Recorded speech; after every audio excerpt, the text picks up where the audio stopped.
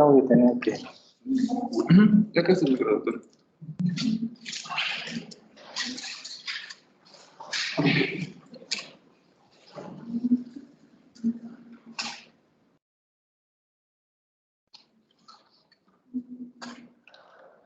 ¿Qué tal? ¿Cómo están nuestros queridos alumnos? Extrañando las clases. ¿No? 2 años, ¿no? Horrible. Sí, pero ¿qué tal? ¿Ya están con las 3 dosis? Sí. Ya viene la 4ª dosis. Sí, creo que empieza esta semana ya. A ver... Sí, pero todos son caras nuevas. Ya deben exigir para que haya prácticas presenciales, de verdad, ¿no?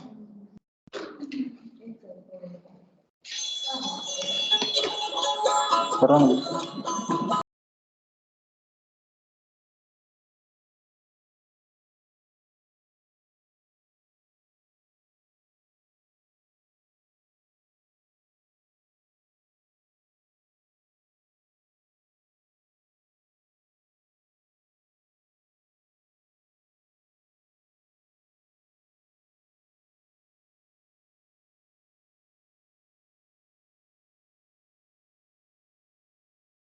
Muy bien, buenas tardes con todos. Hoy día habrán 2 clases híbridas. Entonces empezaremos con la úlcera péptica, que es una patología bastante frecuente de origen de más de la mitad de los casos de hemorragia digestiva. ¿Ya? A ver.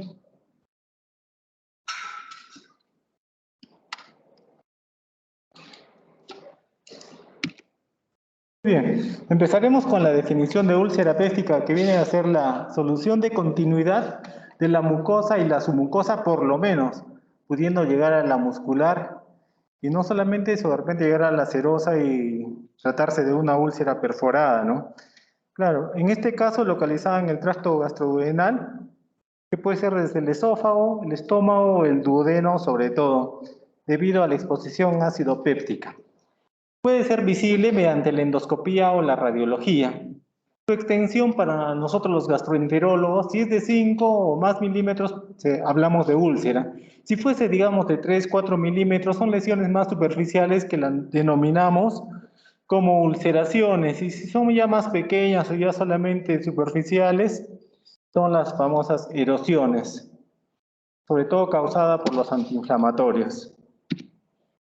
Aquí vemos la etiología y patogenia de este cuadro de úlcera péptica, que en primer lugar pues está el Helicobacter pylori, como vamos a ver más adelante, los antiinflamatorios, el tabaco, el estrés y otras también que tienen mucha relación con lo que es la herencia, la agregación familiar y otras patologías clínicas gastroenterológicas como la enfermedad por reflujo gastroesofágico, el esófago de Barrett o algunos problemas pulmonares como el EPOC. Vamos a hacer un repaso de la fisiología para darnos cuenta qué ocurre después en la parte de la patología.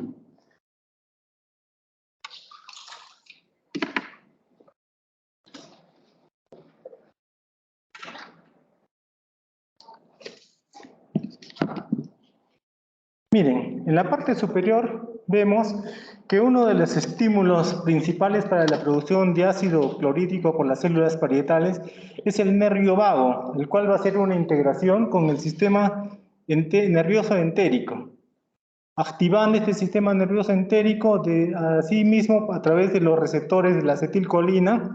Los M3 pues va a estimular a las células parietales, pero también a las células enterocromafin-like, las cuales también pueden ser estimuladas, bloqueadas por la somatostatina, producida por las células D. No nos olvidemos que las células D también pueden estar en el fondo en el cuerpo, y estas tienen un efecto auto y paracrino, también sobre las células parietales, bloqueando la producción del ácido clorhídrico. Y estas células D también que se encuentran en el antro, son sensibles a los niveles de ácido clorhídrico en el lumen, y de acuerdo a esto va a bloquear la producción de gastrina si es que hubiese un pH muy bajo o una sobrecarga de hidrogeniones. Entonces, es un feedback negativo hacia las células de gastrina. Y la gastrina, la misma producción de gastrina por las células G, también es una forma de activar las células D para que produzcan más somatostatina.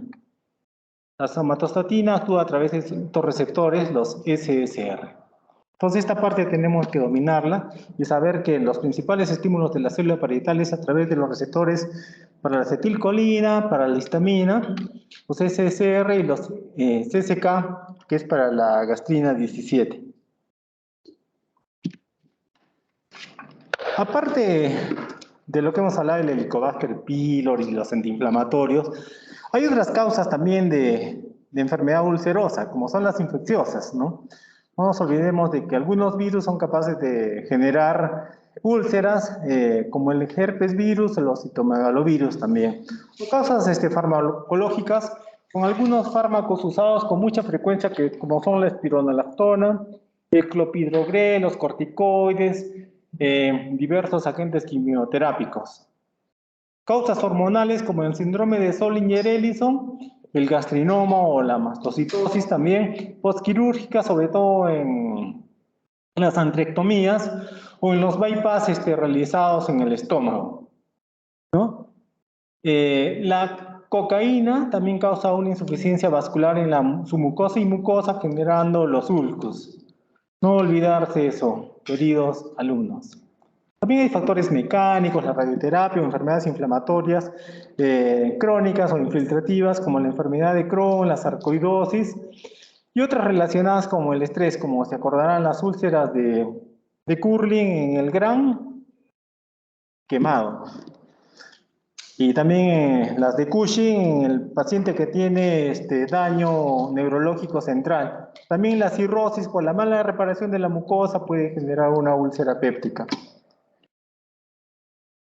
En cuanto a la epidemiología, hay muy poca diferencia entre varón y mujer, teniendo una prevalencia aproximadamente de 1 a 5% y una tasa de incidencia del 0.5 al 0.3% por año por 100 habitantes. Aquí vamos a hacer una comparación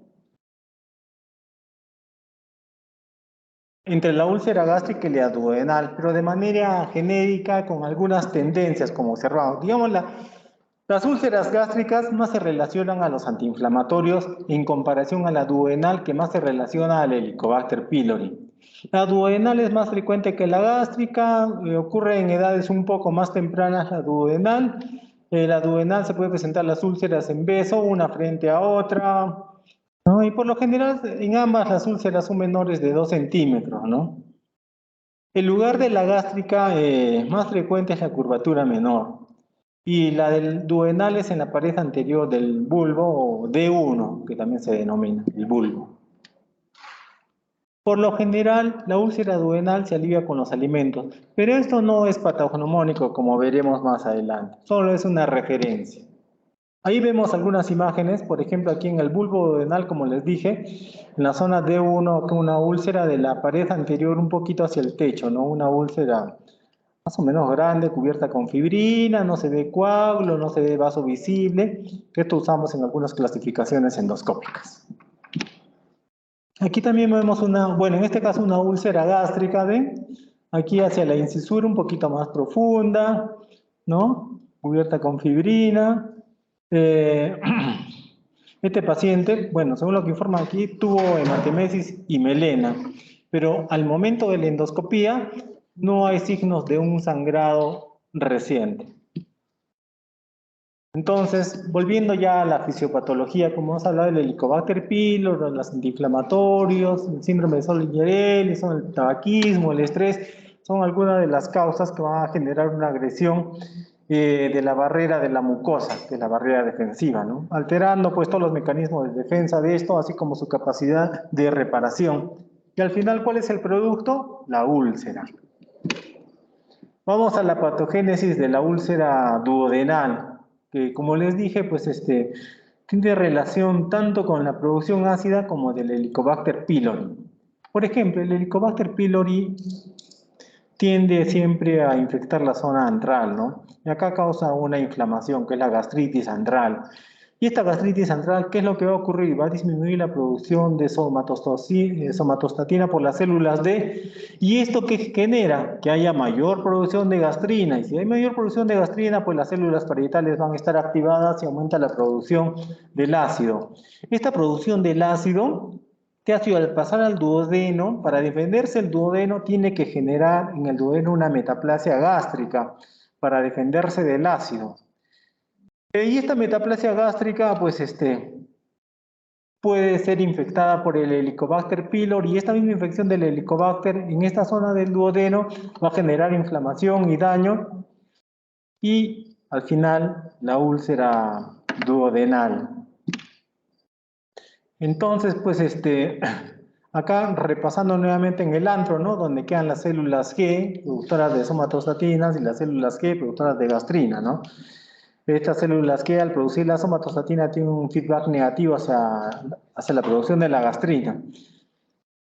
Pero lo que ocurre es lo contrario en la infección por el Helicobacter pylori, ¿no? La gastrina se va a elevar y esto va a estimular a las células parietales y también a las enterocromafines para que estas, tras este intermediario, la histamina, estimulen a las células parietales aumentando el ácido clorhídrico y al final causando toda la inflamación. Este es el receptor de la gastrina, los CCK. No olvidarse, porque esos receptores están en las células tumorales en abundancia.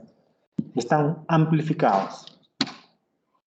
Ahora vemos cómo el Helicobacter, al infectar el estómago, puede generar también la producción de daño en la mucosa gástrica, ¿no? Por lo mismo, ¿no?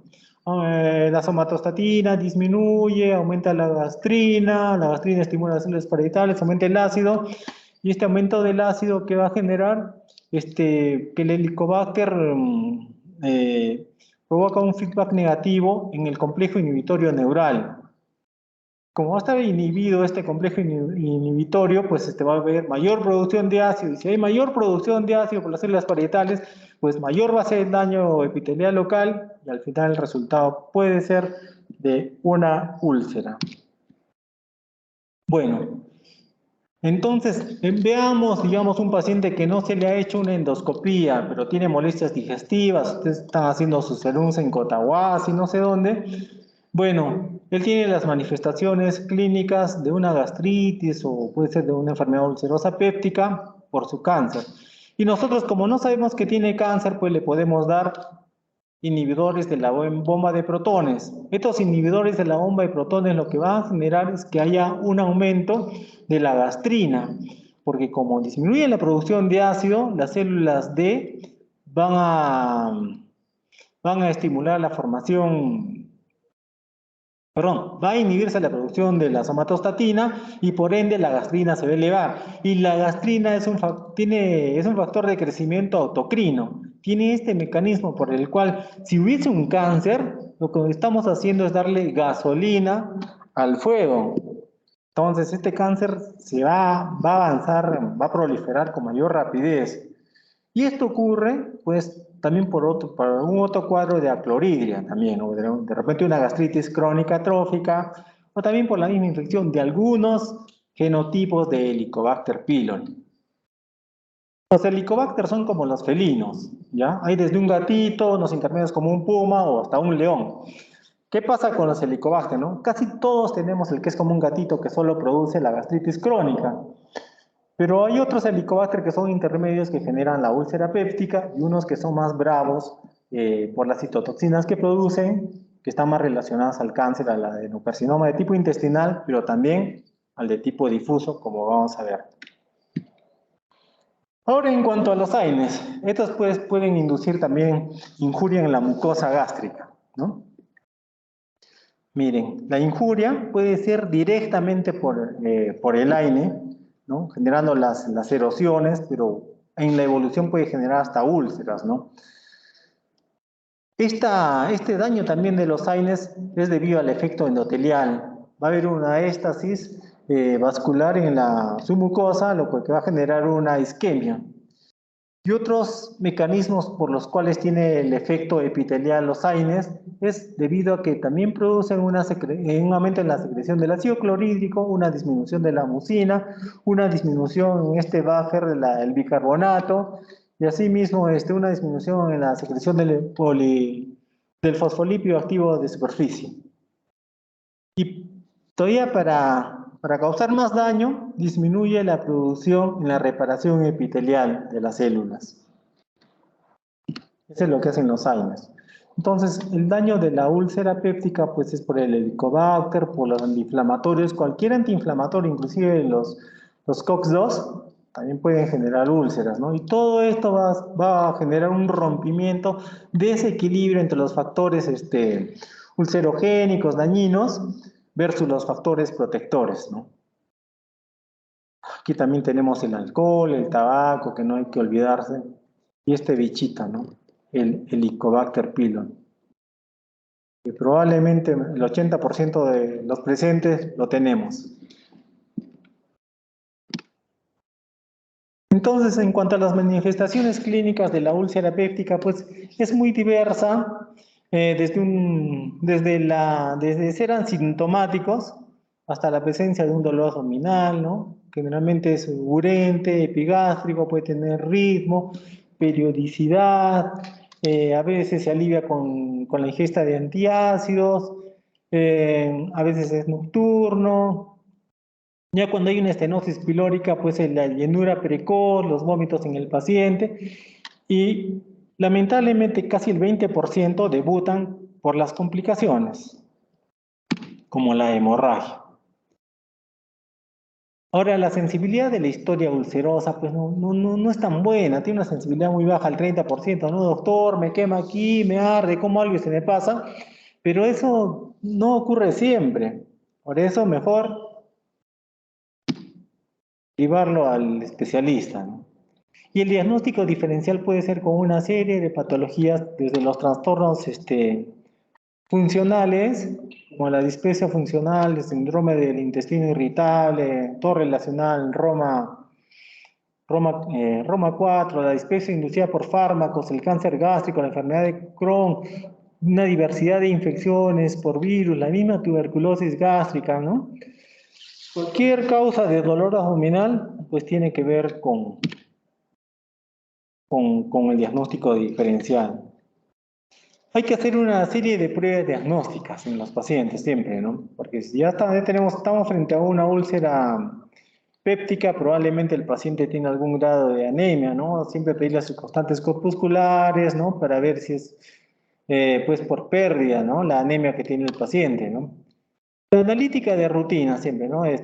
Pruebas de función hepática, la radiología también se puede pedir al paciente, pero no tiene tanta sensibilidad o especificidad como la endoscopía en sí, ¿no? En la radiología se puede ver el cráter ulceroso, ¿no? Y también mediante la radiología y la endoscopía, que es el gold estándar, la endoscopía, pues se puede hacer una diferenciación entre si estamos ante una lesión benigna o una lesión maligna, ¿no? Y la detección del Helicobacter pylori, siempre. Si lo encontramos, sí o sí tenemos que erradicarlo al Helicobacter pylori. Aquí vamos a ver unas imágenes de radiología antiguas, de libros de antes del año 2000, ¿no? Aquí vemos el nicho ulceroso y ya mediante técnicas de contraste, aquí observamos el mismo nicho ulceroso con los pliegues convergentes hacia el ulcus. Bueno, cuando me enseñaron medicina, pues teníamos que ver esto, ¿no? Porque no era frecuente que el paciente llegue hacia la endoscopía digestiva alta.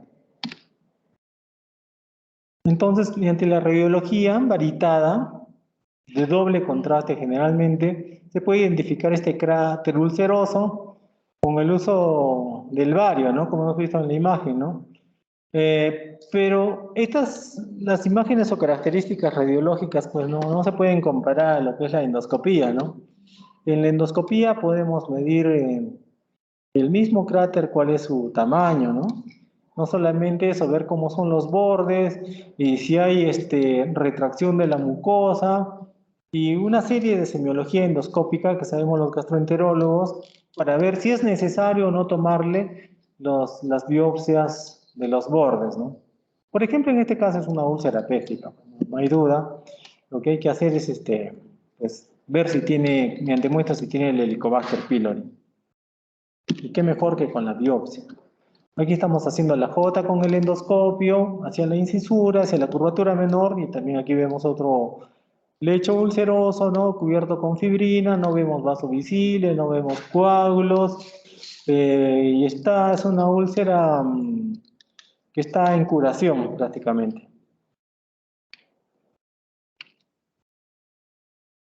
Aquí ya es, por ejemplo, endoscópicamente es una úlcera, pero ya vemos aquí tejido necrótico, ¿no?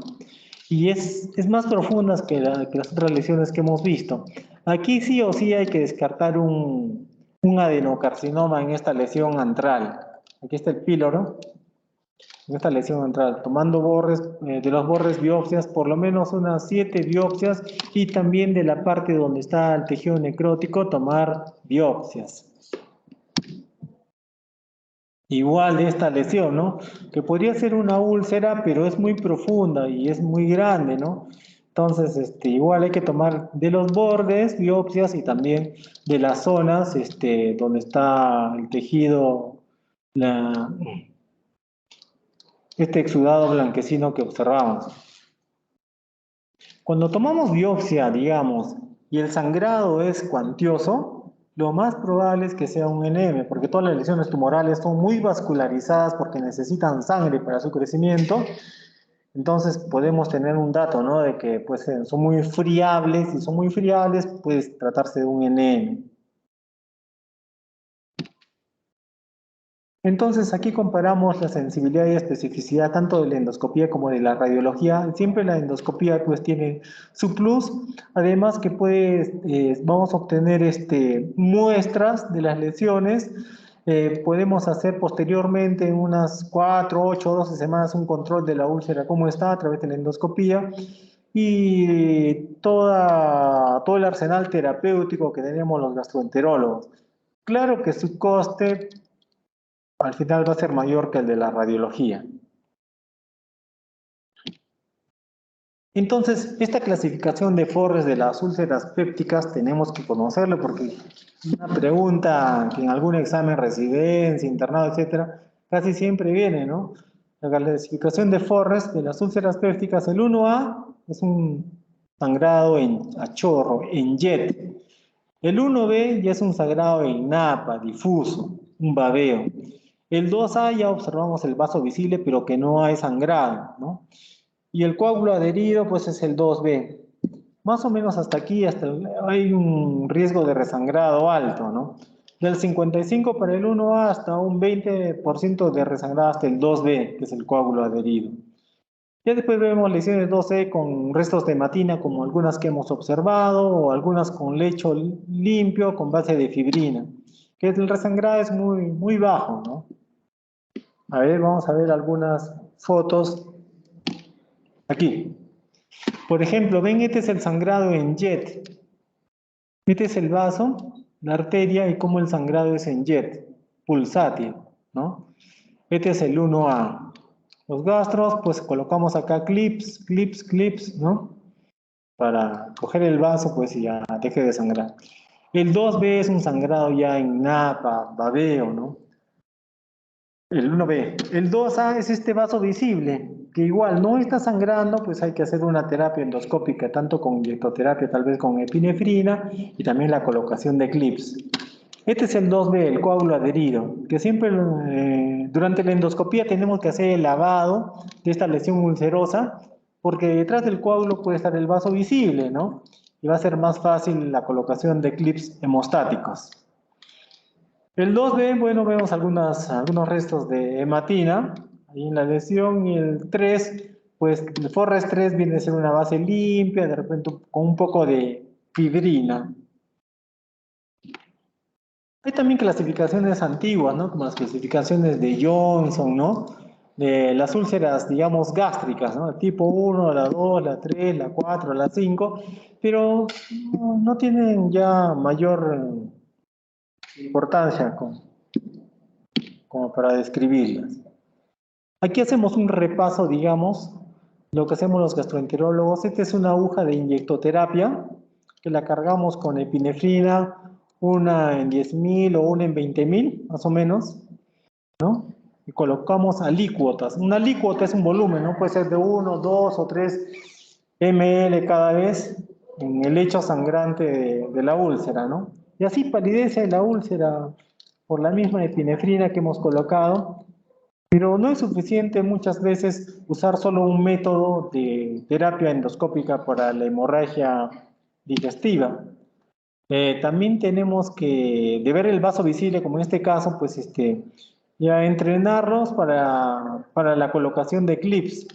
Estos clips más o menos están $20 aquí en Arequipa cada uno, pero a veces son muy necesarios, ¿no? A veces no solo con un clip podemos coger el vaso, no es muy fácil. Tenemos que hacer uso a veces de 3, 4, 5 clips para frenar el sangrado por la hemorragia digestiva alta y así evitar pues la terapia quirúrgica, ¿no? Que vaya a sala de operaciones nuestro paciente. Felizmente, en el 99% de los casos de las hemorragias digestivas altas, pues la terapia endoscópica funciona. Ahora, en cuanto, digamos, a terapias ya médicas de la hemorragia digestiva, pues de hecho están los antiácidos y los antisecretores, como los antagonistas H2, como conocen ustedes la cimetidina, ranitidina, famotidina, pero que ya prácticamente no hay en el mercado por los efectos colaterales que pueden tener, ¿no? La ranitidina, por ejemplo. Bueno, cualquiera de ellas, ¿no? La disfunción eréctil, la frigidez. Los inhibidores de la bomba de protones sí son los de mayor uso. Si la hemorragia digestiva alta está activa, se los puede usar inclusive en infusión hasta el Forres 2A, o sea, hasta el vaso visible. Más o menos unos 40 miligramos, 5 o 6 veces en 24 horas. Y aquí está lo fundamental para el manejo de la úlcera péptica relacionada al Helicobacter pylori, la erradicación de esta bacteria. El tratamiento quirúrgico solo está reservado, digamos, para algunos casos en hemorragia digestiva aguda, pero más sobre todo en las complicaciones de la úlcera péptica, como son la estenosis, digamos, pilórica, ¿no? Ante una estenosis pilórica, muchas veces estos pacientes terminan con una derivación gastroyeyunal para que por ahí pueda fluir el alimento, ¿no? Puenteando la zona del duodeno, ¿no? Y en algunos lugares, no aquí en Perú, la vagotomía ultra selectiva, ¿no? En algunos casos como sin recesión gástrica. Pero en el Perú no se hace esto. Se hacía antes la vagotomía, pero con una serie de problemas de reflujo duodeno gástrico biliar, reflujo, enfermedad por reflujo gastroesofágico, pero que ya no se realiza. Por eso, de ahí vino ya lo de la vagotomía ultra selectiva. Y para la erradicación del Helicobacter pylori, pues hay múltiples terapias, ¿no? Pero las mejores son las que duran 14 días. Y como en el Perú hay demasiada resistencia al levofloxacino, al metronidazol y a la claritromicina, pues mejor ni usar esos antibióticos. Hay demasiada resistencia. En algunos casos más del 50% en algunas zonas donde se ha hecho esos estudios. El mejor antibiótico para el Helicobacter pylori para tratarlo sigue siendo la amoxicilina, ¿no? La rifabutina también es un buen antibiótico para la erradicación del Helicobacter pylori, pero no hay la autorización para la venta aquí en Perú.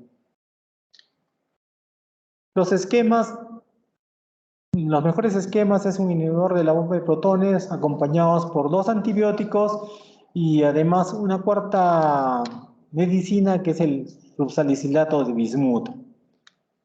Estos 14 días pues es la mejor terapia. Puede ser la amoxicilina, puede ser la doxiciclina, que es un muy buen antibiótico, la tetraciclina también puede ser. La furazolidona también es una muy buena alternativa para la erradicación del Helicobacter pylori aquí en Perú. Hay una serie de líneas para el tratamiento del Helicobacter pylori, ¿no? Siempre cuando el paciente es alérgico o no es alérgico a la penicilina, ¿no? Si no es alérgico, pues siempre contar con la amoxicilina de primera línea. Y como les dije, acompañadas o de la furoxona, o de la doxiciclina, o de la tetraciclina aquí en Perú. El inhibidor de la bomba de protones, las últimas recomendaciones, bueno, hace ya 2-3 años, es de que debe ser una dosis bien alta. Por ejemplo, si es para el esomeprazol, 40 miligramos cada 12 horas. Si es el pantoprazol, igual 40 miligramos cada 12 horas. El deslanzoprazol, 60 miligramos cada 12 horas.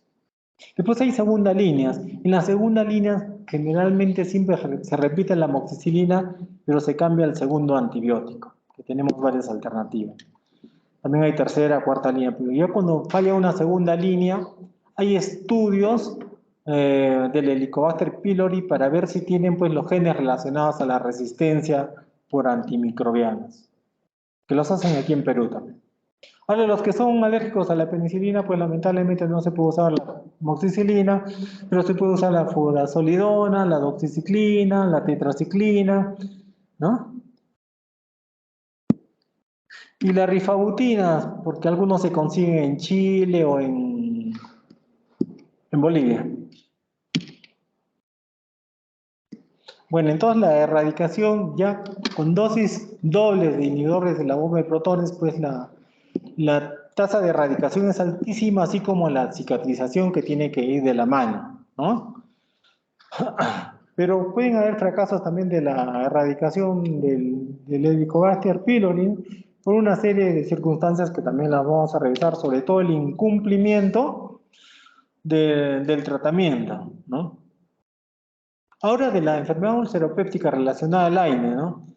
Se puede interrumpir unos días el antiinflamatorio y se tiene que erradicar el Helicobacter pylori sí o sí también en estos pacientes, ¿no? Y ¿cómo protegemos al estómago? Mediante el uso de inhibidores de la bomba de protones si es que vuelve a reiniciarse el antiinflamatorio. Por ejemplo, hay pacientes que han tenido un infarto o una enfermedad cerebrovascular, pues no se puede descontinuar el antiinflamatorio que están usando, ¿no?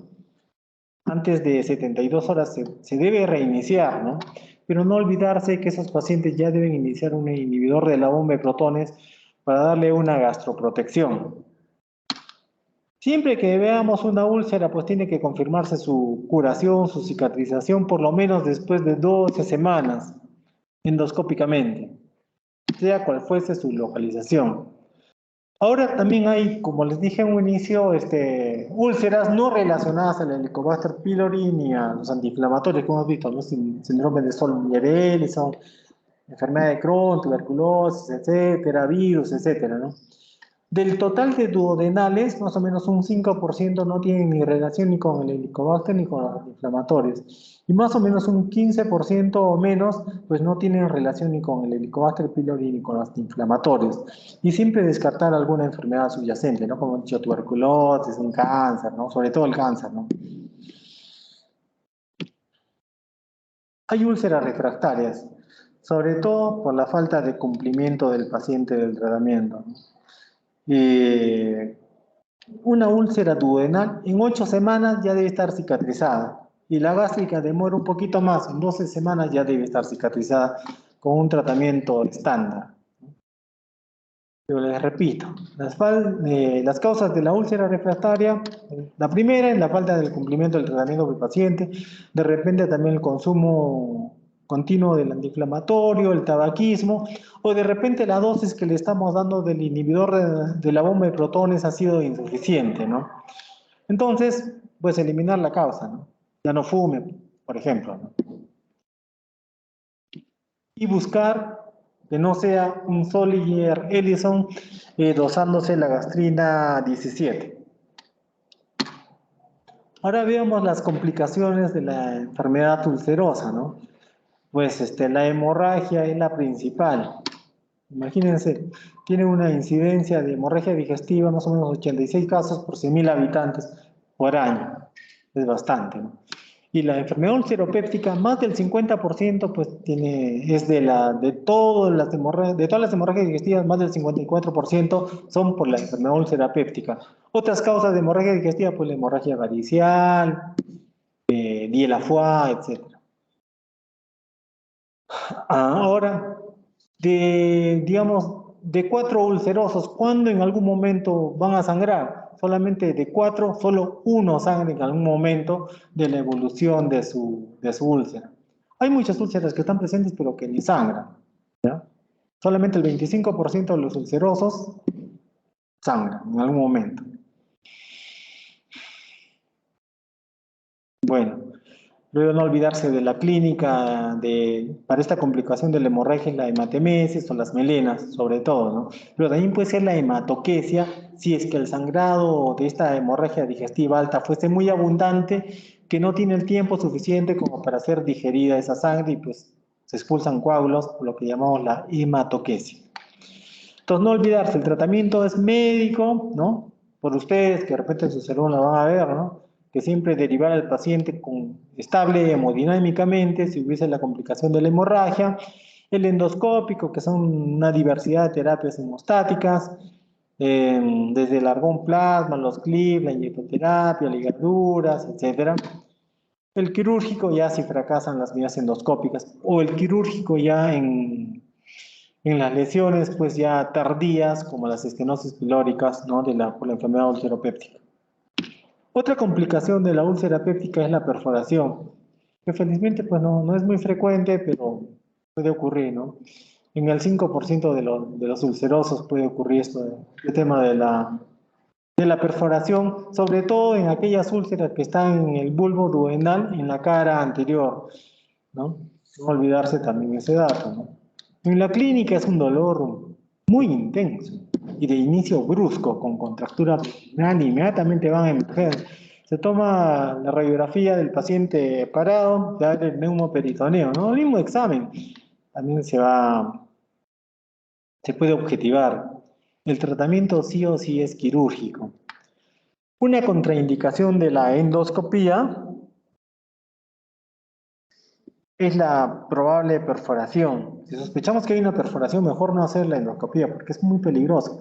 Porque nosotros entramos insuflando con el endoscopio y de repente al insuflar vamos a generar que la secreción gástrica, el contenido gástrico, de repente, peor si son alimentos, pasen hacia la cavidad abdominal, cavidad peritoneal. Su mortalidad pues es importante. Otra complicación, como les nombré, también es la estenosis pilórica, pero felizmente existen estos dilatadores endoscópicos que pueden ser hidrostáticos, que son muy buenos, por ejemplo, para dilatar las estenosis pilóricas, ¿no? Mediante varios ciclos para que se pueda realizar y sea efectiva. Entonces, debido a que es la estenosis, a la cicatrización y retracción de la mucosa,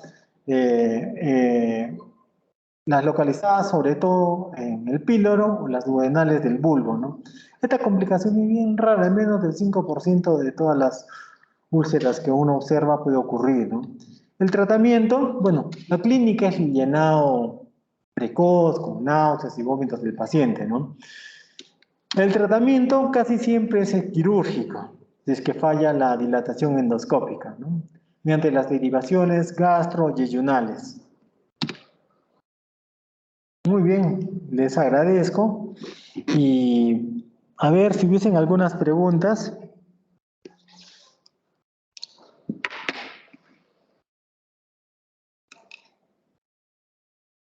¿Se confunde comúnmente lo que es una gastritis erosiva con úlceras? Ah, no. Las lesiones llamadas erosiones son muy superficiales. Finalmente solamente abarcan la mucosa. Y dentro del tema de la gastropatía por AINES, las lesiones más frecuentes que generan los AINES son las erosiones. También es una pregunta. ¿Ya? Son muy superficiales. Les aseguro que la mitad de nosotros tenemos erosiones en la mucosa gástrica. Por ejemplo, a veces usamos AINES, puede ser una causa. El consumo de las gaseosas también pueden generar erosiones. Inclusive el consumo de los corticoides también pueden generar erosiones. Otras causas pues son ¿quién diría, no? Hasta el ají es capaz de generar erosiones. Hemos observado eso también, gente que abusa del ají. Es múltiple, pero no tienen mayor importancia clínica, ¿no? No van a ir a un hospital las gastritis erosivas.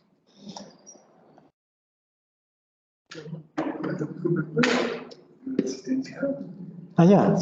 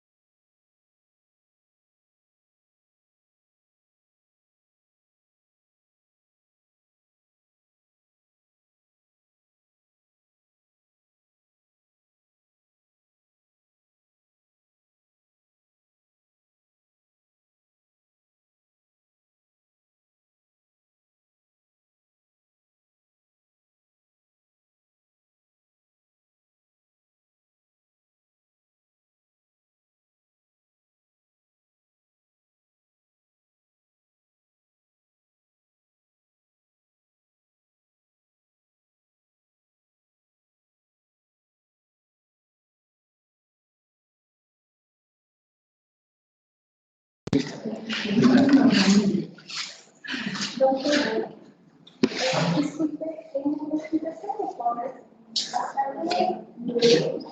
no recuerdo si era que pasaba con los 12, donde nosotros podemos intervenirlo con lisos mediante endoscopía, porque lo único que creo es cicatrización, o lo que llama es verdad.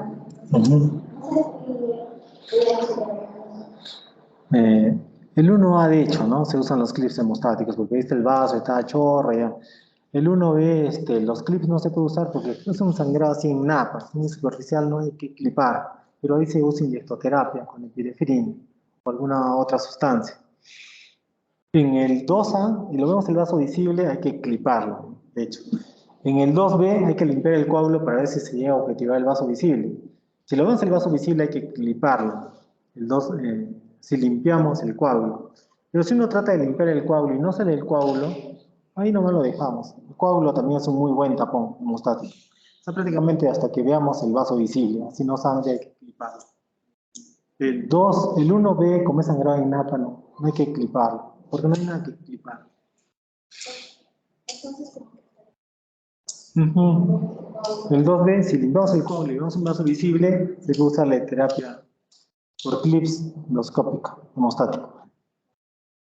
Doctor, también mencionó que los AINES selectivos provocan úlceras.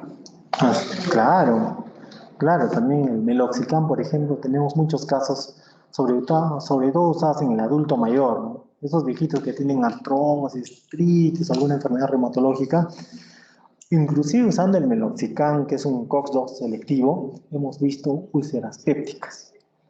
Pero es menos frecuente a que, digamos, si comparamos con un ibuprofeno, ¿no? O un piroxicam en el adulto mayor. Puede ocurrir, hemos visto, pero no con la frecuencia de los AINES que no son selectivos. Que eso sí. Por eso, con un adulto mayor, más de 60 años, hay que con mucho cuidado, así es muy necesario darle algún AINE, ¿no?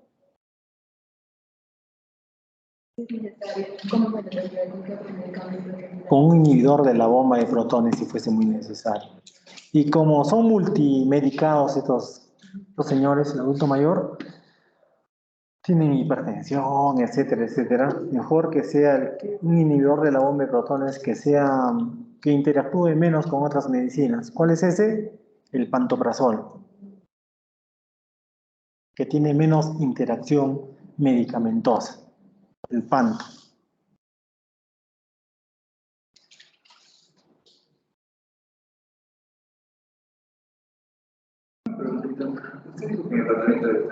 Entonces, bueno, uno realiza la lobotomía, pero la que no se realiza ninguna de las tres o solo la perspectiva.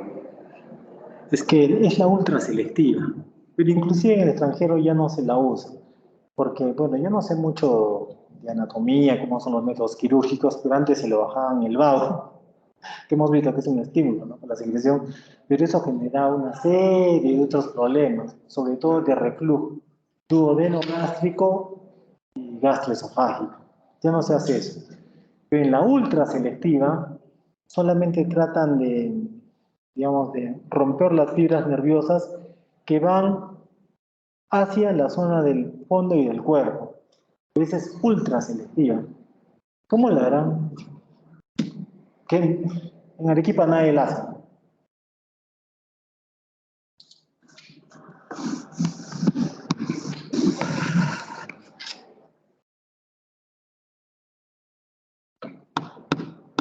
Muy bien, vamos a empezar con este tema del cáncer gástrico.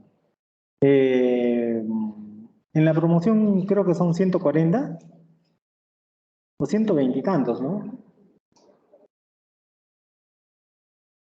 ¿Cuántos son en la promoción?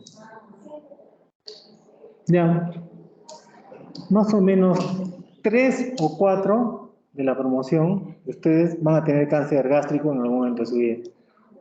No hay nada que hacer contra eso, ¿no? Pero es así, por eso hay que cuidarse y todo a tiempo, pues no pasa nada, ¿no? Al menos los japoneses son unos campeones en la detección temprana de neoplasias, sobre todo el cáncer gástrico, que es el tema que ahora vamos a revisar.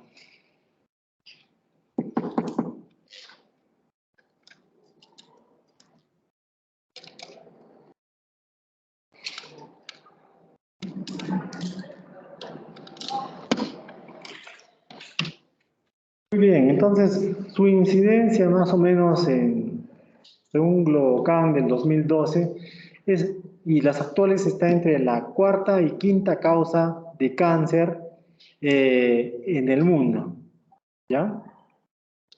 Y está dentro del cuarto o tercer lugar del global de muertes relacionadas al cáncer. Lamentablemente es un cáncer pues que tiene una alta tasa de mortalidad, ¿ya? Y un responsable de este cáncer es el Helicobacter pylori, sobre todo en los cánceres que están en la parte distal, en el antro del estómago. Pero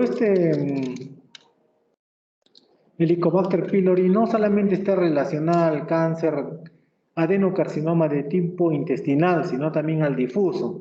Hay una clasificación de Loren de patología, ¿ya? Lo divide en intestinal y en difuso, con pronósticos diferentes. El intestinal en personas ya de edad más avanzadas y los difusos en personas más jóvenes. El intestinal generalmente pues está relacionado al Helicobacter pylori y el difuso, sobre todo a eventos hereditarios, factores hereditarios. El intestinal, sobre todo, es esporádico o que le llaman también ambiental o adquirido. Y en el difuso, un buen porcentaje están en relación a factores hereditarios. En el 2013 se publicó esto en Perú, ¿no? Como la segunda causa de cáncer en el Perú, el cáncer gástrico, después del cáncer de cuello uterino. Y actualmente esto un poquito se ha variado, siendo el cáncer de piel, pues uno de los más frecuentes junto al cáncer de cuello uterino. Pero estos no dan la mortalidad como da el cáncer gástrico, que ahí viene su problema. Por eso le digo, de 100 personas, 3 probablemente van a tener cáncer gástrico en algún momento de su vida, ¿no? Y esto, como les dije, tiene mucha relación pues, con esta bacteria, el Helicobacter pylori. Tanto así que se han hecho diversos estudios, por ejemplo, la Universidad Cayetano Heredia hizo un estudio junto con la Universidad de Johns Hopkins del agua en la tarjeta y han encontrado ADN del Helicobacter pylori, imagínense, ¿no? Pero ya desde el siglo pasado, desde los años 30, se sabía que había alguna relación entre la gastritis crónica y el cáncer gástrico, ¿no? Entonces, este dato ya era muy importante, nos avisaba que antes de que ocurra un cáncer gástrico, pues tenía que haber una gastritis crónica, ¿no? Entonces, este médico colombiano, Pelayo Correa, pues dijo, no, yo voy a dedicarme de por vida para ver qué está pasando con eso de la gastritis crónica y el cáncer gástrico. Y él es el que generó la cascada de Pelayo y Correa en la evolución del cáncer gástrico del adenocarcinoma tipo intestinal, que hay pasos previos que pueden ser vistos. Y acá está uno de sus discípulos, el doctor Massimo Ruggie, italiano, ¿no? Que él ha sido nominado alguna vez al Premio Nobel de Medicina. Él estuvo en Arequipa, en el año 2018. Como todo italiano, buenísima gente. Aquí está la cascada de Pelayo y Correa, ¿ya? ¿Cómo es la evolución del cáncer gástrico a la cascada oncogenética, también llamada, ¿no? Donde intervienen tanto factores ambientales como factores del hospedero, ¿no? Como un estómago normal, pues, va a evolucionar hacia una gastritis crónica no atrófica. Entonces, hasta ahí no hay mayor problema, porque casi todos estamos aquí, la gran mayoría estamos aquí, ¿no? Esto debido al Helicobacter pylori y también a la modulación de nuestra respuesta inmunológica de cada uno. Y también de la dieta que hemos recibido, del peso que tenemos, si fumamos o no fumamos, de la presencia de este virus de Epstein-Barr. No se le da mucha importancia, pero ahora ya se sabe pues, que tiene una importancia tanto como el Helicobacter pylori, ¿no? Para que esta gastritis crónica no atrófica, que la gran mayoría la tenemos, evolucione hacia una gastritis atrófica, hay una serie de factores que tienen que darse, como son los polimorfismos genéticos, ¿no? Lo que hemos heredado de nuestros padres, ¿no? Y esta gastritis atrófica, pues que al final lo que va a ocasionar es la disminución de la producción del ácido clorhídrico, una hipoacidez, una generación de una serie de sustancias reactivas. Esto, dentro de la gastritis crónica atrófica, pues hay la atrófica pura y la atrófica metaplásica, ¿no? Y la metaplásica va a evolucionar hacia lo que es la neoplasia intraepitelial, que también la llamamos como displasia, sino que estos son los términos en inglés, ¿no? Entonces, y luego de la displasia, pues la generación del adenocarcinoma.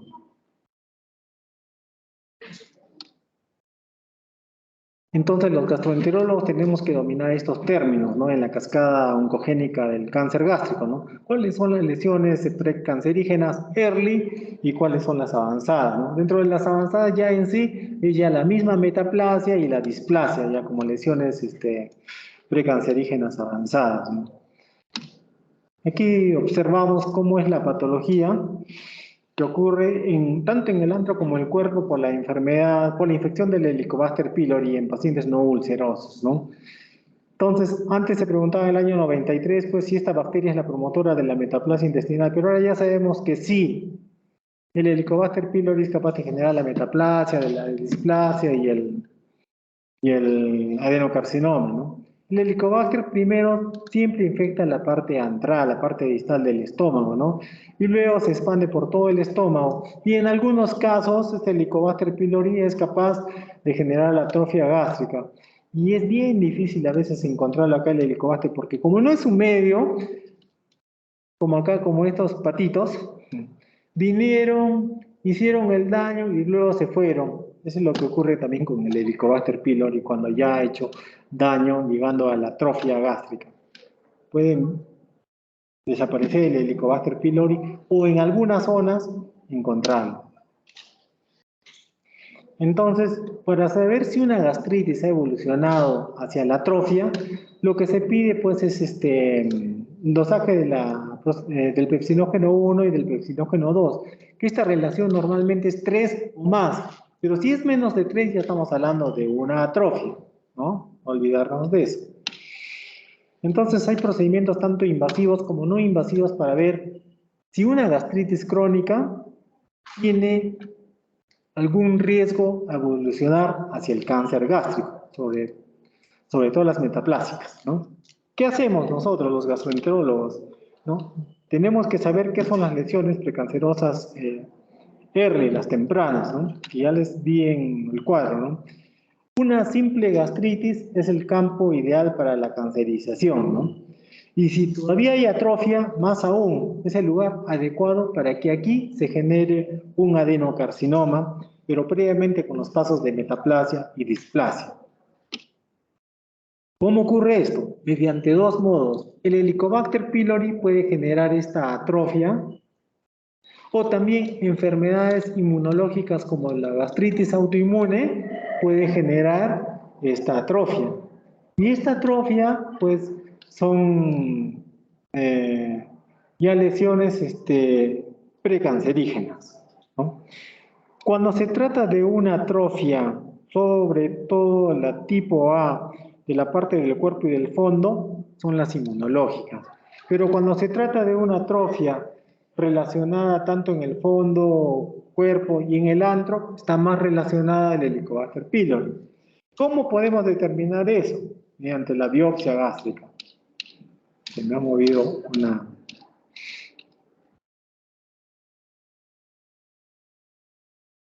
Ahí está. Bueno. No he movido una imagen, pero no importa.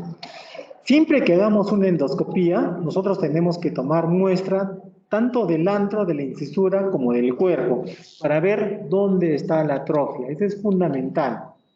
A veces hacemos una endoscopía por apurado, solo tomamos del antro, encontramos la atrofia, pero no sabemos si también la atrofia está en el cuerpo. Ese es un dato, pues, que no debe ocurrir en las endoscopías en general. Si estas son las glándulas gástricas, la atrofia se refiere a una disminución en el número de las glándulas y también a la generación de otro tipo de tejidos donde esas glándulas estuvieron. O sea, algo anormal reemplaza a lo normal. Si solamente es disminución en el número de glándulas, se llama atrofia. Pero si en esas zonas de atrofia se generan otro tipo de tejidos, ya es la atrofia metaplásica. Probablemente estos arbolitos pues son metaplasia, ¿no? Para que lo entiendan mejor. Entonces, la pérdida de glándulas viene a ser la atrofia. En este caso, una atrofia pura, no metaplásica. ¿Ven? Pero algunas de las glándulas son reemplazadas por otro tipo de mucosas, por ejemplo, la metaplasia intestinal o la metaplasia pseudopilórica, entonces más conocida como STEM, y hablamos de gastritis crónica atrófica metaplásica. También hay una atrofia, hay una metaplasia pseudopilórica que también no es frecuente, pero este SPEM muchas veces observamos está relacionado también a la evolución del adenocarcinoma tipo difuso o a la enfermedad autoinmune cuando encontramos esta metaplasia pseudopilórica, que generalmente está en el cuerpo, ¿no? ¿Qué podría hacer una mucosa gástrica tipo pilórica en el cuerpo? Nada, no está bien eso. Entonces, eso se llama la metaplasia pseudopilórica. Y en el antro, ¿no? ¿Qué podría hacer una mucosa intestinal, ya sea completa o incompleta, en el estómago? No está bien eso. Eso es la metaplasia. ¿Ya? Hay dos tipos de metaplasia intestinal. La completa, que es la que más se parece a la mucosa al intestino delgado, y la incompleta al intestino grueso. Entonces, también hay condiciones para la generación del cáncer, ¿no? Una gastritis atrófica es una condición que podría evolucionar hacia el cáncer gástrico. Pero no es que tengamos metaplasia y vamos a hacer cáncer gástrico, no, no es así. Aumenta nuestro riesgo. Igual en la anemia perniciosa, que tiene mucha relación con las gastritis crónicas, atróficas, autoinmunes. Igual en los muñones gástricos. Por ejemplo, ¿no? Uno que es gordito, pues se somete a una cirugía, ¿no? El bypass, un bypass o de repente la manga gástrica. En ese muñón de la cicatriz se puede generar un adenocarcinoma, porque es una zona que está sometida a bastante inflamación. Y peor aún, si el paciente tiene el Epstein-Barr. Por eso los cirujanos bariátricos deben pedir a un paciente que va a ser sometido a una terapia bariátrica si tiene o no el Epstein-Barr. Y ver qué tipo de Epstein-Barr tiene, ¿no? Porque algunos subtipos pueden generar un cáncer gástrico. Hemos hecho estudios en Arequipa. De los 20 que hacen cirugía bariátrica, solo uno pide exámenes de Epstein-Barr. Y si uno le dice a los demás, oye, pero siempre pide, pues, antes de que le hagas tu manga gástrica, tu bypass, etc. Oye, pero me estás malogrando el negocio. Bueno, eso no está bien. Pero, ¿ya? Entonces, hay que ver en qué estadio está nuestra gastritis en cuanto a la atrofia, para dar las mejores recomendaciones. Yo soy el paciente, no voy donde el doctor Máximo Rulle, hágame una endoscopía, me hace la endoscopía, tengo una gastritis crónica, atrófica, metaplásica. Yo le digo, doctor, ¿y cómo va a ser mi seguimiento? ¿Cuál es mi pronóstico? Etcétera. Entonces él me dice, te voy a hacer el score Olga para darte las mejores recomendaciones. Este es lo que hacemos a nivel del mundo. También hay otro score que es Olgym, pero al final es lo mismo. Ya, entonces acá está la imagen. Cuando me hacen la endoscopía, me toman 2 muestras del antro y una de la incisura. En un frasco y en otro frasquito 2 muestras del cuerpo. Y esto nos va a dar un score. Y este score nos va a dar un puntaje del 0 hasta el 4. Los pacientes que tienen mayor, por ejemplo, el 3 y el 4, son los que están en mayor riesgo de evolucionar hacia el cáncer gástrico. Pero aquellos que tienen un score de 0, 1, 2, sí, claro, hay que vigilarlos, pero no hay que preocuparse mucho. Entonces, aquí vienen, esto genera recomendaciones, ¿no? Este estadio, ¿no? Este estadio. Mientras más grande sea tu estadio como 4, estás más cerca a hacer el cáncer gástrico. Por eso, cuando ustedes se sometan a una endoscopía, doctor, ¿en qué estadio está mi gastritis, no? Está en 0. Yo les aseguro que todos ustedes están en 0, ¿no? Pero siempre es bueno tener ese dato, ¿no? Entonces, Olga, pues eso es un estudio seccional de cada paciente para dar las mejores recomendaciones, ¿no? Por ejemplo, acá hay un estudio de 439 pacientes, ¿no? Aunque es poca la cantidad de atrofias que se puede encontrar en pacientes que han sido sometidos a endoscopía, pero esta cantidad muchas veces es suficiente para dar las mejores recomendaciones a las personas, ¿no? Y acá viene esto. Por ejemplo, mientras más edad tenga la persona, es más probable que el estadio Olga sea más avanzado, ¿no? Por ejemplo, ustedes que son jóvenes, pero la mayoría están en 0. A mi edad, yo tengo 56 años. En promedio, pues estaré, no sé, digamos en el 1, entre el 1 y el 2, probablemente, si es que tuviese una gastritis crónica atrófica, mi puntaje, ¿no? Y esto también tiene mucha relación con el Helicobacter pylori. Mientras más edad tengamos, tiene más relación el Helicobacter pylori con esta generación de la atrofia gástrica. En otras palabras, mientras más joven, menos relación tiene el Helicobacter pylori. Ya tiene que ver factores hereditarios, ¿ya? Que son muchos. Entonces, siempre pues el gastroenterólogo tiene que decir, responder a su paciente ante qué subtipo está, ¿no? Nuevamente, ¿no? A mayor edad, pues, es mayor el puntaje que tenemos en este sistema Olga.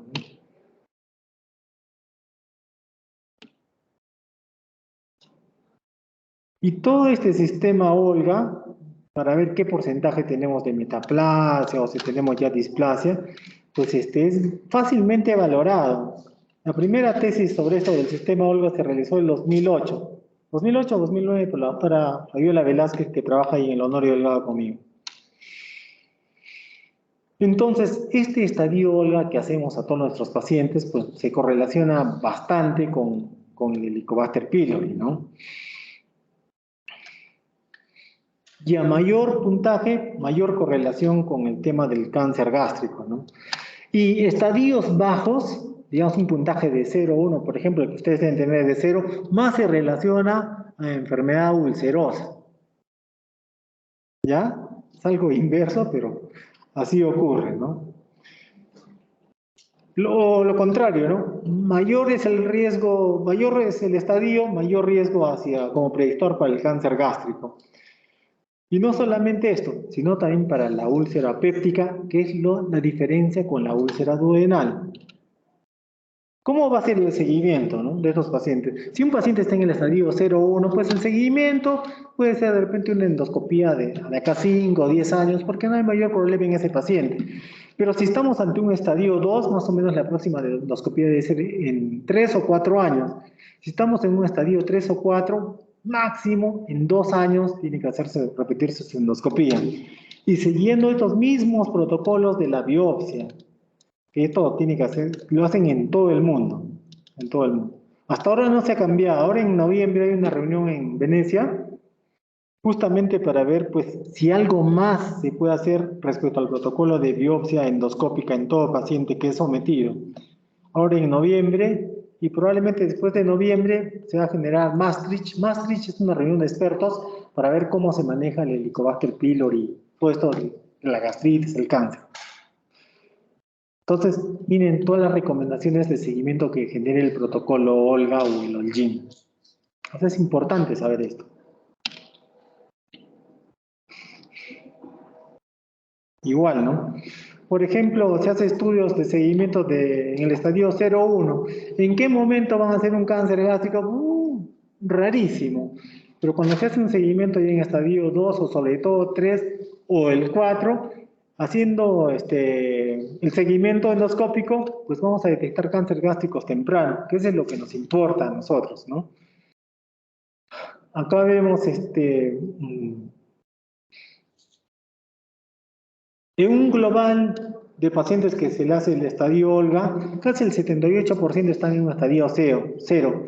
En un estadio 3 o 4, que son los que hay que poner mucho ojito, están 3 o menos por ciento. Pero estos son los que nos importan y estos son los que nos hacen quedar mal muchas veces, ¿no? Porque no hacemos la valoración, pasan unos meses o un año, 2 años, ya está el cáncer ahí, ¿no? Entonces siempre hacer esta valoración del OLGA. Miren, por ejemplo, esta es una reunión de Kioto, también en Kioto se hacen reuniones cada 3 o 4 años. Bueno, con esto de la pandemia, pues no ha habido reuniones desde el 2014. Y aquí están los expertos que siempre se reúnen de todo el mundo para dar las mejores recomendaciones para el tema de cáncer gástrico, ¿no? Y muchos han sido pues nominados para el Nobel de Medicina. Inclusive alguno que otro pues, debe haber ganado, ¿no? Entonces, no olvidarse que dentro de esta reunión de expertos de Kioto del 2014-2015 que fue publicado, siempre se debe hacer o el OLGA o el OLGIN en todos los pacientes para ver su riesgo de evolución hacia el cáncer gástrico. No olvidarse eso. Y siempre mucho ojito en los que tienen estadio 3 o 4 de OLGA para el seguimiento y la vigilancia endoscópica que se debe hacer a estos pacientes. También la revista GATT, que es una de las más importantes, también publicó este consenso que les dije de Maastricht con las mejores recomendaciones y sigue habiendo esta recomendación de que se debe hacer a todos los pacientes un OLGA o un OLGIN. No solamente hacer una endoscopía y decir, ya sí tiene gastritis crónica, tiene el helicobacter, o no lo tiene, ya tiene metaplasia, y no decirle más al paciente, ¿no? Tiene que, por las razones que les he explicado, hacer el seguimiento a todos estos pacientes, ¿no? De tal modo, bueno, en el extranjero, siempre el endoscopista puede ser gastroenterólogo o cirujano, ¿ya? Acá en Chile los cirujanos hacen endoscopías, ¿no? Entonces, al igual que los 3 tenores, bueno, ya no están algunos de ellos, tiene que sacarse la mejor melodía, la mejor música, en base a lo que hace el gastroenterólogo, lo que hace el endoscopista y lo que hace el patólogo. ¿Qué tal de repente es un superpatólogo, pero no toma bien adecuadamente las muestras el gastroenterólogo? Entonces ya se va al diablo esa endoscopía. No tiene mayor valor. Entonces, sacar la mejor sinfonía con el trabajo de ellos, ¿no? Y también esto del estadio, esta publicación hemos hecho, también representando acá a la universidad y a mi hospital. El año 2018 le hemos publicado en la Revista Europea de Gastroenterología y Hepatología que es una prioridad clínica hacer el estadio de la gastritis en nuestros pacientes porque eso ya está recomendado por Kioto, Maastricht, Venecia, etcétera, ¿no? Para el manejo de nuestros pacientes. Aquí también participó el doctor Máximo Ruye, que es que fue nominado al Nobel. Y acá hay dos médicos peruanos, el doctor Ali Gallo, no sé si lo conocen, que tiene su laboratorio, inclusive en Arequipa, el laboratorio Gallo, ¿ya? O el doctor Luis Taxa, que es un superpatólogo del INEN en Lima. Bueno, aquí yo me colé, ¿no? También esta es la publicación que la pueden encontrar en PubMed sobre las mejores recomendaciones que se pueden dar.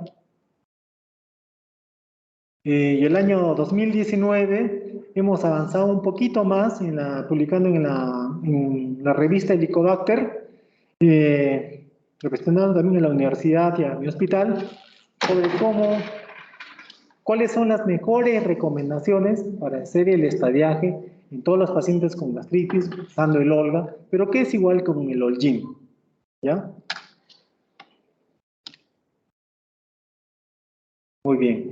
Entonces, ¿se acuerdan que momentos antes hablamos sobre las condiciones precancerosas, pero también hay lesiones precancerosas? Este término de condición y de lesión también es muy usado en la residencia, ¿ya? En las preguntas de la residencia o del internado. Por ejemplo, condiciones precancerosas para el cáncer gástrico, pues es la misma infección por el Helicobacter pylori, ¿no?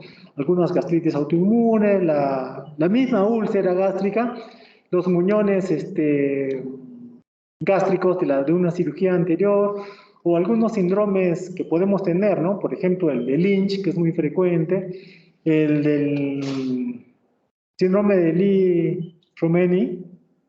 ¿Qué gen ahí está implicado? El Fromeni. No se olviden, es el P53. ¿Ya? U otros síndromes, ¿no? Por ejemplo, el síndrome que tiene que ver mucho con el cáncer de mama o el de ovario, hereditario, con los BRAC, o los MUTI, etc. Estas son las condiciones. Pero también hay lesiones ya objetivadas, precancerosas para cáncer gástrico. Las lesiones early, ¿no? Es la misma infección por el Helicobacter, pero además sumada a una gastritis y esto de repente en algunos casos a una gastritis atrófica autoinmune, ¿no? Y sobre todo, si se hace el estadiaje, tanto el estadio 3 o 4, ya son lesiones precancerosas early. Pero en estos estadios 3 o 4 también se podía encontrar la displasia. Y la displasia ya es una lesión avanzada precancerosa. ¿Cómo se llama esta lesión? El neoplasia intraepitelial, pero nosotros la conocemos como displasia, ¿ya? Esta displasia puede ser de alto o de bajo grado. Si es de alto grado, para algunos patólogos hasta ya podría tratarse de un adenocarcinoma localizado. O sea, vean la importancia de ya esta es avanzada y estas son las early. Y estas son solamente condiciones. Entonces, esto de la prevención ya del cáncer gástrico, pues es como un juego para nosotros los gastroenterólogos, ¿no? Él tiene el paciente, sus síntomas, se lo evalúa al paciente, se le puede pedir algunos exámenes serológicos como la gastrina 17, algunos autoanticuerpos, chequearlos, hacerle su endoscopía, hacerle su estadio Olga y ver cuál es su riesgo y de acuerdo a eso hacer la estrategia de la prevención. Es como un juego prácticamente en cada uno de los pacientes. Bueno, al final si somos médicos es porque nos gusta la medicina. Es nuestro hobby. Acá les presento las imágenes de algunos conocidos de ustedes, pues que han tenido cáncer gástrico, ¿no? Acá, don Ramón, por ejemplo, ¿no? O Rondamón. Este papa también Pío XII, me parece, que también tuvo cáncer gástrico, y él y toda su familia que fallecieron de cáncer gástrico. Aunque él murió envenenado, pues ya tenía un cáncer gástrico, por eso se paraba agarrando siempre el epigastro a Napoleón. Entonces, la gran mayoría de pacientes que tienen ya un cáncer gástrico inclusive son asintomáticos, sobre todo en las etapas tempranas, ¿no? En cáncer gástrico early, ¿no? Pero si tienen síntomas puede ser un ardor, náuseas, vómitos, de repente una distensión, eructos, o sea, son inespecíficos. Hasta ahí, ¿no? Pero cuando ya hablamos que ha habido una pérdida de peso, el dolor abdominal es continuo, pérdida de apetito, llenura precoz, o una hemorragia digestiva alta, o disfagia, o un dolor inclusive que llega hasta la zona retroesternal, vómitos de contenido alimentario, entonces nos hace sospechar ya signos de alarma, ¿no? Aquí no está nada bien. Hasta de repente pedimos exámenes al paciente y ya está con anemia, ¿no? Entonces ahí hay que tener ya mucho ojito. Y esta es la gastritis relacionada al adenocarcinoma. Pero también las gastritis autoinmunes tienen un riesgo para el desarrollo del adenocarcinoma, sobre todo del tipo difuso, ¿no? Como ustedes recuerdan, no sé si, bueno, las gastritis autoinmunes, pues son evaluadas a través de la gastroenteroscopía, ¿no? Y se encuentra que hay una atrofia, sobre todo la atrofia de la parte superior del estómago. Estas gastritis autoinmunes también son llamadas gastritis tipo A o autoinmune, ¿ya? En ellas se pueden encontrar anticuerpos contra las células parietales, anticuerpos contra el factor intrínseco, niveles bajos de la vitamina B12 por la falta de una producción adecuada del factor intrínseco, por las células parietales, niveles de fierro disminuidos, el paciente está, bueno, con anemia, etc. ¿Cómo se evalúa mejor a un paciente ante la sospecha de un cáncer? Mediante la endoscopía, ¿ya? No se olviden que los endoscopios son como los autos, ¿ya? Hay endoscopios que pueden ser un Tico, un Toyota, de repente, no sé, un Audi, etcétera, ¿no? Eso es lo que hay en el mercado. Con la endoscopía vemos aquí, por ejemplo, ¿no? Una gastritis con algunas erosiones superficiales, ¿no? En este caso, las erosiones superficiales, observamos. En este caso, causada por un reflujo de bilis del duodeno al estómago. Sobre todo esto ocurre en personas operadas de la vesícula. Estas son las famosas erosiones. Entonces, siempre seguir este protocolo de la biopsia gástrica para todos los pacientes que son sometidos a una endoscopía. Aparte de estas biopsias en dos frascos, tanto del antro como del cuerpo, si hubiese alguna lesión, una úlcera sospechosa, etc., también ese será el tercer frasco. Entonces, aquí está el gran problema del adenocarcinoma tipo intestinal, esta bacteria, de 5 micras aproximadamente, que es flagelada, ¿no? Que es el Helicobacter pylori, que cómo puede anidar en la mucosa gástrica, ¿no? Y crear un nicho en la misma mucosa para poder sobrevivir ante ese medio de un pH muy bajo. Pero este mismo hecho de que coloniza la bacteria va a generar una respuesta inflamatoria. Y esta respuesta inflamatoria es la que nos va a ocasionar al final el cáncer gástrico, en algunos casos, dependiendo del tipo de Helicobacter pylori que tengan. Como para repasar, ¿no? La gastritis atrófica, antral difusa, esta es la corporal, y es solamente en la parte superior del estómago, generalmente son las autoinmunes. Esta es una atrófica metaplásica ambiental, generalmente relacionada con la dieta o con el Helicobacter pylori. Pero esa que es solamente del cuerpo y fondo es las autoinmunes.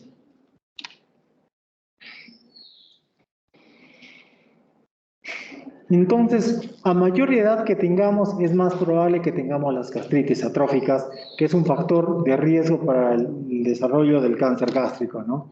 Y esta evaluación de Olga, no olvidarse que entre los pacientes y los que tienen estadio 3 o 4 que están en nuestro ojo para la vigilancia. No olvidarnos de esta cascada de la gastritis crónica atrófica hasta su paso para la gastritis atrófica, ya la atrófica metaplásica, luego la displasia y por último el cáncer. Pero esta es una evolución no en todas las personas, más o menos haciendo un cálculo, ¿no? De 100 personas que hacen una gastritis atrófica o atrófica metaplásica, aproximadamente unas 5 van a evolucionar hacia la displasia. De estos, los que tienen displasia, aproximadamente un 15% van a evolucionar hacia el adenocarcinoma. O sea, si vamos disminuyendo los datos, ¿no? Pues pocas personas van a tener cáncer gástrico, ¿no? En Perú tiene una tasa de incidencia por 100.000 habitantes de 20 a 22 personas por cáncer gástrico. Hay muchos generadores de este cáncer gástrico. Está el Helicobacter pylori, sobre todo aquellos que producen, ¿no?, estos factores de virulencia como el KA o el BACA. Pero hay algunos subtipos nada más relacionados a esto. Hasta hace algunos años decían, es KA positivo el Helicobacter que tienes. Puedes generar un cáncer gástrico. No. Solo algunos KA pueden ser factor de riesgo para el cáncer gástrico. También hay factores del hospedero, en una serie de genes que están relacionados, los TLR4, la interleuquina 10, factor de necrosis tumoral alfa, etcétera, polimorfismo de diversos genes, autoinmunidad, son factores del hospedero. Y factores ambientales, ¿no? Una dieta alta en sal, el tabaco, los compuestos óxidos nitrosos, el alcohol, la obesidad que ya se sabe y el uso de inhibidores de la bomba de protones, como ya sabemos. La obesidad está relacionada prácticamente con todos los tipos de cáncer, ¿no? Hígado, colon, mama, etc. Entonces, como todo en la vida, todo es multifactorial. ¿Ya?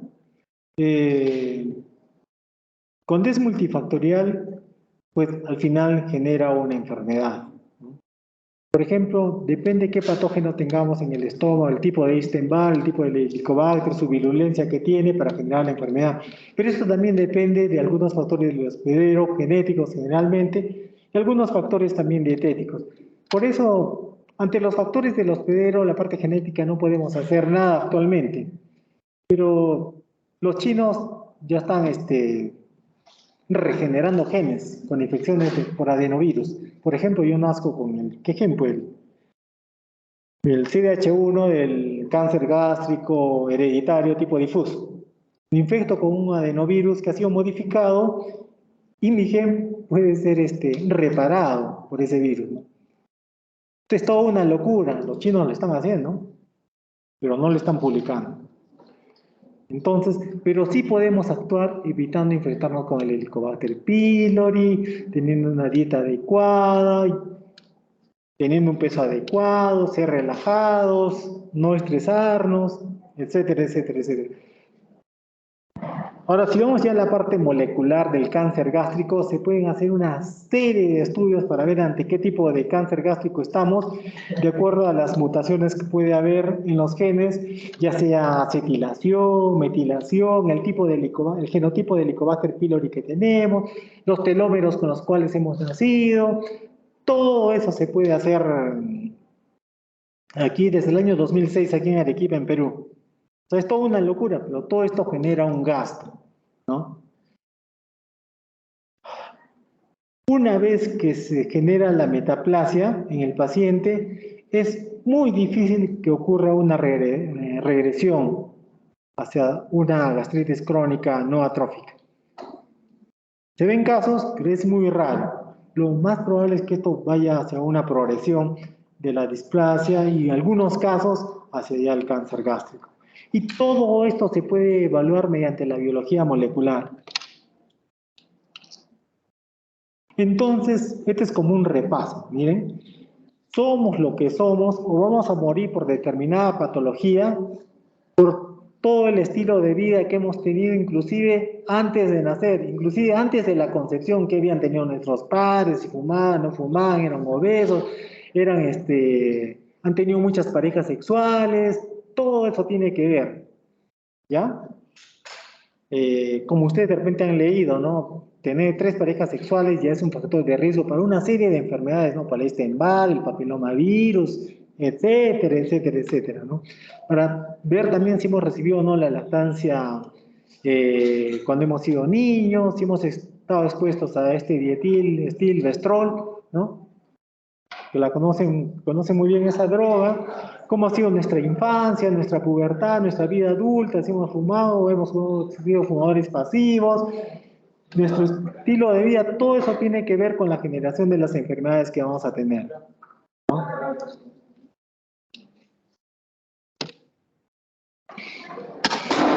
Bueno, nuestro estilo de vida, sobre todo, está en relación a lo que es la epigenética. epigenética son todos esos cambios que pueden haber en nuestros genes, pero que en sí no son mutaciones, no es reemplazo de algún nucleótido, etc. Esto más que todo se relaciona a lo que es la metilación, la acetilación, la modificación de nuestras histonas o nuestro microRNA, cómo es alterado, ¿no? Todas estas modificaciones genéticas que son epigenéticas pueden generar un cáncer. Este es lo del medio ambiente, lo que se altera con nuestro peso, con el sedentarismo, con la edad que tenemos, el tipo de Helicobacter pylori que nos hemos infectado, el tipo de Epstein-Barr que tenemos, la vida sexual que tenemos, la vida espiritual que tenemos, todo esto está relacionado con los cambios epigenéticos, que nosotros lo podemos modificar, controlar de algún modo, ¿no? Y todo esto puede ser evaluado laboratorialmente. Si hay metilación del DNA en nuestra mucosa gástrica, cómo están nuestros telómeros, el número de copias que puede haber en nuestros cromosomas, en nuestro ADN, todo esto puede ser evaluado. De tal modo, como les dije, esto es caro, pero se han hecho estudios, por ejemplo, en 2018, para ver el costo-efectividad de estos análisis, y se ha demostrado que en algunos casos puntuales, cuando ya encontramos, por ejemplo, un cáncer, sí vale la pena saber ante qué tipo de cáncer estamos, porque le vamos a poder hacer una clasificación molecular y saber cuál va a ser la mejor estrategia ante este tipo de cáncer. Pero ¿qué pasa? En el Perú generalmente encontramos un cáncer gástrico y de frente ya cirugía, ya gastrectomía parcial, total, ya ganglios grupo 1, 2, 16, 24, etcétera. Pero ese no es el modo. Se tiene que hacer como en el extranjero, como en Chile nomás. En Chile hacen todo para evaluar ante qué tipo de cáncer estamos. Entonces, sí vale la pena hacer en el cáncer gástrico estos estudios de biología molecular para saber cómo es nuestro enemigo y cómo tratarlo. Inclusive, hemos hecho este estudio que teníamos que publicarlo el año pasado, de acuerdo al tipo de gastritis que tiene cada persona y de acuerdo a una serie de estudios del Helicobacter, de la persona y de los hallazgos endoscópicos, cuál es el riesgo de esa persona en el tiempo. Bueno, el postulado de Koch, usted lo conoce, ¿no? Que ya se ha demostrado, pues, que el Helicobacter pylori sí o sí hace daño, ¿no? Este Helicobacter, pues, viene de hace miles de años, que migró más de hace 60.000 años de África a Europa, de ahí se fue a Oceanía, América, y llegó a nosotros hace unos 12.000, 15.000 años aproximadamente, ¿no? Entonces, el Helicobacter pylori tiene varios tipos, ¿no?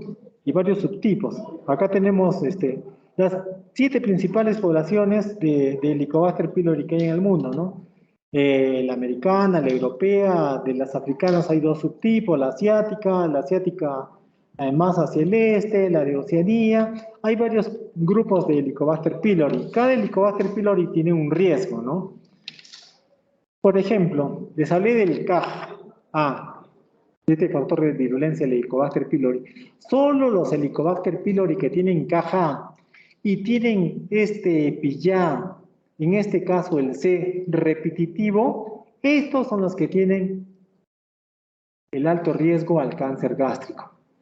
No se olviden, el EPIA, motivo EPIA, puede ser A, B o C. La gran mayoría tenemos el A, B o C en nuestro Helicobacter pylori, pero si el C es repetitivo 3, 4 veces, esos son los relacionados al cáncer gástrico. Este es para el Helicobacter que tenemos aquí en la zona de Perú, pero para los asiáticos no tienen el motivo de pillar C, esos Helicobacter, sino tienen el D. Y si este D es repetitivo, es altamente relacionado a la generación del adenocarcinoma. Por eso aquí en Arequipa, en el Perú se ha hecho este estudio, ¿no? Personas que tienen gastritis crónica, atrófica, y tienen el Helicobacter. Se ha visto qué tipo de Helicobacter tienen, ya tienen el KJ, y se ha visto si tienen o no este motivo de pillar repetitivo o no. Entonces, los que tienen repetitivo entran al estudio, ¿no? Porque tienen un alto riesgo al cáncer gástrico, ya sea el C repetitivo o el D repetitivo. Todo esto se puede hacer en Arequipa. Es ya una cuestión ya de científica, de investigación académica, más que todo. Entonces, estos motivos de PIA son los que tienen mucha relación con los cambios epigenéticos generados por el Helicobacter pylori, por ejemplo, ya sea degradación de la P53, inhibición de la apoptosis, porque nosotros tenemos que tener apoptosis para que nuestras células que están transformadas sean programadas para su muerte, ¿no? Pero si está inhibida la apoptosis, imagínense que las células que están alteradas se van a seguir reproduciendo y generar al final el cáncer, ¿no? Inclusive estos motivos cepillar repetitivos pueden destruir las C-caderinas, ¿no? Como la CDH1, y va a haber un mayor espacio entre célula y célula y pues mayor cantidad de carcinógenos pueden ingresar a las células, ¿no? O sea, todo lo que pueden producir ya está estudiado, ya está demostrado, ¿no? Estos motivos cepillar no solamente lo tienen el Helicobacter pylori, sino también hay otras células que son capaces de generar motivos EPIA, que generan otra serie de patologías no gastroenterológicas. Ahora también hay este factor de virulencia, el BACA. Si una persona tiene un Helicobacter pylori, para mala suerte tiene el factor de virulencia vacuolizante, pues se van a vacuolizar las células de la mucosa. Y esto va a generar una serie de alteraciones en estas células, causando la atrofia y por último el cáncer gástrico. Para el BACA, por ejemplo, hay varias regiones que tienen relación con el cáncer adenocarcinoma tipo intestinal o difuso. Por ejemplo, un helicobacter que tiene la región S, la S1, la S2, está relacionado tanto para el tipo intestinal como para el tipo difuso. Si tienen regiones y esos factores de virulencia, el BAC, tiene relación mucho con el tipo intestinal. Si tiene la región D activada, tiene con el tipo difuso. Estos hallazgos son recién 3-4 años de investigación. El Helicobacter también tiene relación con el cáncer gástrico tipo difuso, si es que tiene el factor de virulencia vacuolizante, BACA, y dentro de ese factor vacuolizante se expresa el D1. O sea, todo este es lo caso, ¿no? Ya bueno, entonces no olvidarse de estos dos factores de virulencia, el BACA como el KA, que tienen una serie de acciones sobre las células de la mucosa con activación de una serie de promotores oncológicos, daño de mitocondrias, un estrés del retículo endoplasmático, una serie de acciones que podemos ver aquí, que podríamos estar toda la tarde escribiendo, ya es demasiado. Entonces, estos Helicobacter pylori pues tienen esa capacidad de transmitir sus factores de virulencia a las células de la mucosa mediante unos sistemas de transferencias, ¿no? Es como una inyección que el Helicobacter coloca en la superficie de la mucosa y pasa a la célula sus factores de virulencia, ya sea el KA o el BACA. Es como una jeringa, digamos, ¿ya? Ya los factores de virulencia van a generar todo el daño. Esperemos que se vea algo aquí. Sí se ve. Entonces, a todo paciente que tiene cáncer gástrico, lo ideal es hacerle una clasificación molecular ante qué tipo de cáncer gástrico estamos, para saber cuál va a ser la terapia ideal, cuáles son la terapia biológica que se va a usar en estos pacientes neoadyuvante o adyuvante. Si no tenemos esto, vamos a estar jugando con el paciente, dándole tal quimioterapia, tal terapia biológica, lo cual está muy mal. A ver qué pasa, funciona, no funciona, etcétera, ¿no? Y por ejemplo, dentro de esta clasificación molecular es importante saber si estamos ante un tipo intestinal según Lore o un tipo difuso. Si estamos ante un tipo intestinal, es importante saber si tiene el virus de Epstein-Barr o no lo tiene. Si no lo tuviese, pues de hecho que tiene peor pronóstico el paciente. Si lo tuviese, son pacientes generalmente adultos mayores que tienen un mejor pronóstico para el tipo de cáncer intestinal. Igual en el difuso, ¿no? Pero es bien raro encontrar un adenocarcinoma tipo difuso que tenga relación con el virus de Epstein-Barr. Prácticamente no lo tiene. Los difusos más tienen relación con las E-caderinas, las integrinas y el TP53. Ya sea un TP53 normal o un TP53 hipometilado. Entonces, todos estos datos tenemos que saber, los gastroenterólogos y los psicólogos, para saber dentro de qué tipo de cáncer gástrico, según la clasificación molecular del atlas del genoma de cáncer que hay en el mundo, ¿no? Ya puede ser un cáncer gástrico relacionado al virus de Epstein-Barr o a la inestabilidad de microsatélites o con un TP53 aberrante o tal vez un tipo relacionado sobre todo a lo que es la estabilidad de microsatélites, a diferencia de los inestabilidad de microsatélites.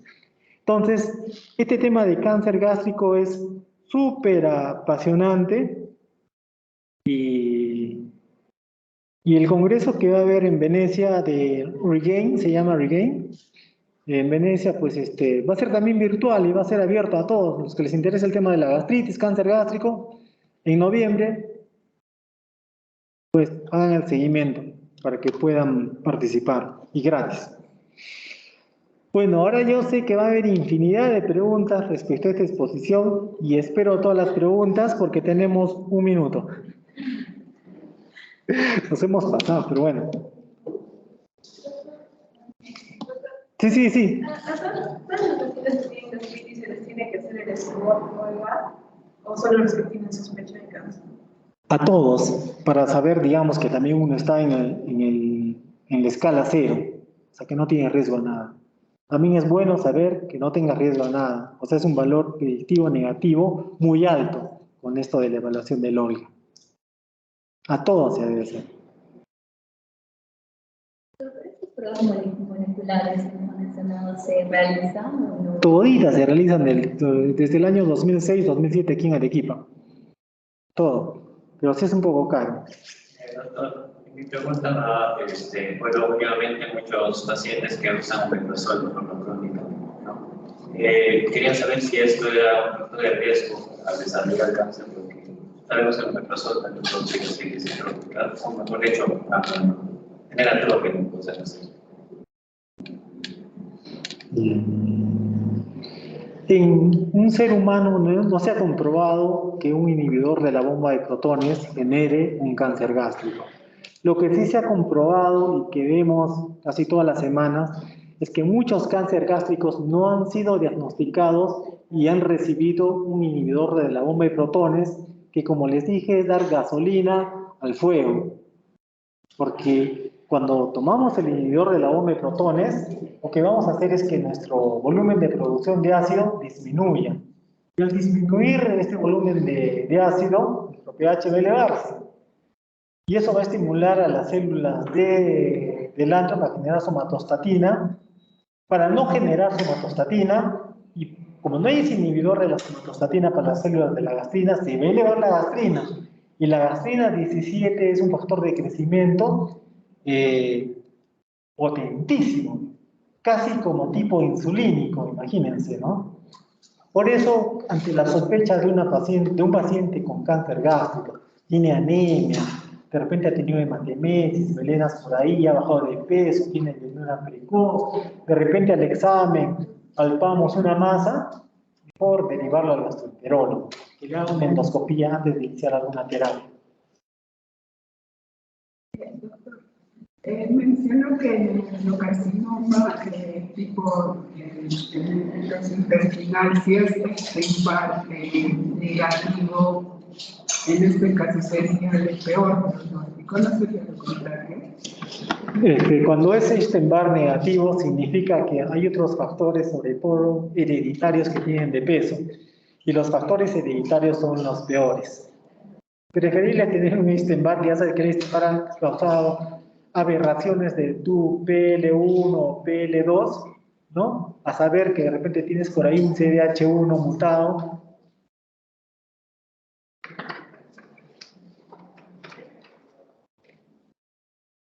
Pero bueno, el Epstein-Barr, sobre todo, aparte del adenocarcinoma, causa el linfoepitelioma. Es un tipo de cáncer que sobre todo se ha empezado a encontrar en las personas que se hacen la manga gástrica o el bypass. Por eso ahí el tema de la cirugía bariátrica. Y que nos hace recordar cuando hacemos el juramento hipocrático del primum non cere. Primero nosotros como médicos no debemos hacer daño a la persona. No es cuestión de negocio, nada más. Porque siendo médicos vamos a tener full plata sin necesidad de hacer nada inadecuado.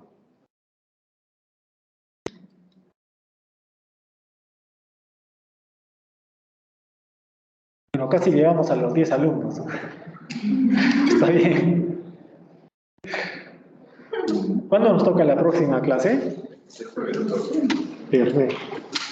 Muy bien, gracias a todos. Nos estamos viendo el día... ¿Este jueves? A ver, veamos.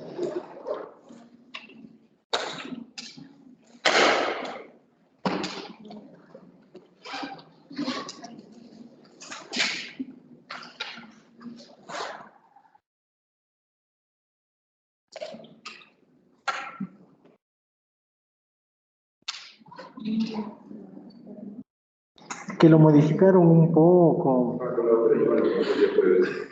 Con ustedes el lunes 11 y el martes 12, cáncer de colon y Hepatitis crónica, ¿no? El cáncer de colon, bueno, de 100 son 2 personas más o menos.